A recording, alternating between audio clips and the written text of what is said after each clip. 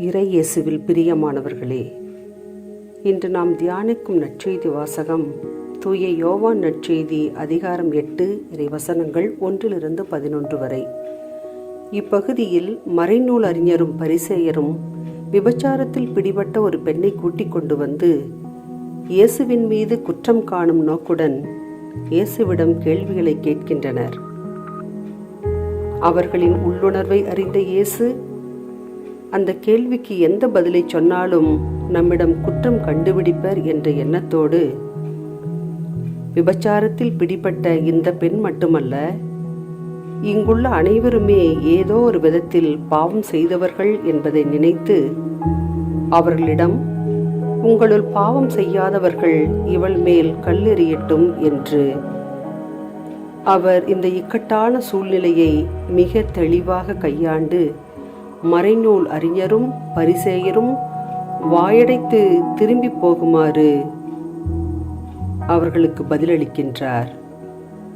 ஒவ்வொரு மனிதனும் பாவம் செய்யக்கூடியவன். தான் ஒரு பாவி என்பதை அனைவரும் உணர வேண்டும். பாவியாகிய நாம் மற்றவர்களை தீர்ப்பிடுவதற்கு தகுதியற்றவர்கள். இறைவன் மட்டுமே தீர்ப்பிட வல்லவர். அவர் தீர்ப்பு நியாயமான தீர்ப்பாக இருக்கும். இறைவாக்கினர் மீகா அதிகாரம் 7:19 கூறப்பட்டுள்ளது போல, அவர் நம்மீது இரக்கம் காட்டுவார், நம் தீச்செயல்களை மிதித்து போடுவார், நம் பாவங்கள் அனைத்தையும் ஆழ்கடலில் எரிந்து விடுவார். உலகில் வாழும் மனிதர்கள் அவரவர் செய்த பாவத்திற்கு தண்டனை அனுபவித்தே ஆக வேண்டும் என்பது நியதி.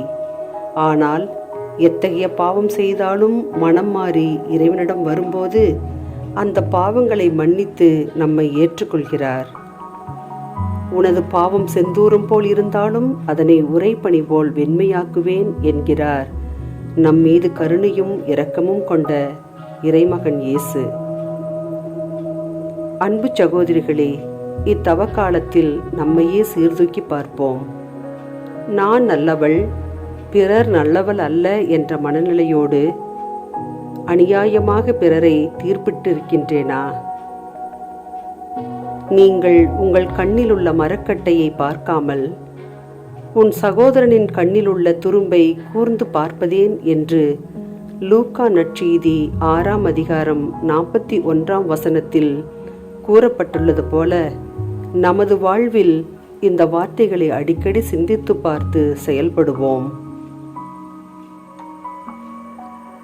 இந்த நற்செய்தியின் வழியாக நாம் அறிந்து கொள்வது என்னவென்றால், நாம் மற்றவர்களை தீர்ப்பிட தகுதியற்றவர்கள். ஏனென்றால் நாம் பல வேளைகளில் குற்றம் செய்திருக்கிறோம். இன்றைய சூழலில் மனிதன் பாவம் என்ற நிலையை உணராமல் வாழ்ந்து கொண்டிருக்கும் இந்த நிலை முற்றிலும் மாற வேண்டும். பாவிகளை அணைக்கின்ற இறைவன் நம் ஒவ்வொருவரையும் அழைக்கின்றார், பிறரை தீர்ப்பட அல்ல, நாம் பாவத்தை விட்டு விலகி திரிந்து வாழ வேண்டும் என்பதற்காக. எனவே நமது வாழ்வில் நல்லதையே சிந்தித்து பிறரில் நல்லதையே காணும் மனப்பக்குவத்தை வளர்த்து கொள்வோம். நம் இறைவன் நேசத்திற்கு உரியவர். அவர் நம்மில் என்றும் குடிகொண்டு நம்மில் நன்முறையில் செயலாற்றுவார் என்ற எண்ணத்தோடு இறை இயேசுவின் மீது தணியாத ஆர்வமும் பக்தியும் கொண்டு வாழ்வோம். இறையரசை இம்மண்ணில் கட்டி எழுப்புவோம்.